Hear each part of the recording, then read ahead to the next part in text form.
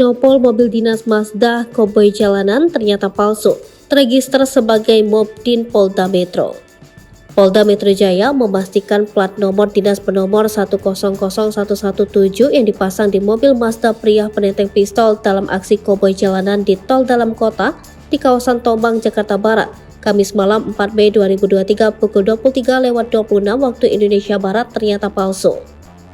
Setelah dicek, nomor polisi tersebut terregister di mobil dinas Polda Metro Jaya bermerek Toyota Kijang Station.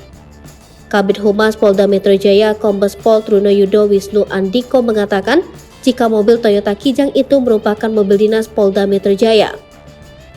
TNKB yang digunakan terlapor saat ini masih terdaftar pada kendaraan jenis Toyota Kijang tahun 2003, dinas milik Polda Metro Jaya dan masih terpasang sesuai peruntukannya dengan masa berlaku 13 April 2022 sampai dengan 13 April 2023, kata Trunoyudo. Mobil tersebut benar merupakan mobil dinas Polda Metro Jaya yang terparkir di gedung Ditreskrimsus Polda Metro Jaya. Sementara itu, mobil yang digunakan oleh pelaku seperti di video yang viral bermerek Mazda. Untuk itu dipastikan jika plat nomor polisi yang terpasang itu palsu.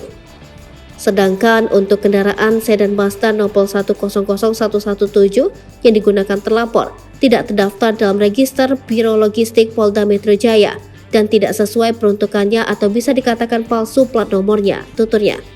Lebih lanjut, Trunoyudo mengatakan saat ini pihaknya masih melakukan penyelidikan terkait pemasangan nomor plat dinas palsu hingga mencari keberadaan pelaku.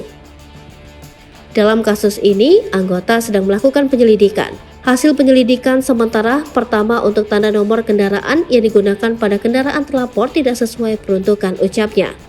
Sebuah unggahan yang berisikan foto-foto aksi koboi seorang pria menenteng pistol dengan mobil berplat dinas Polda Metro Jaya viral di media sosial.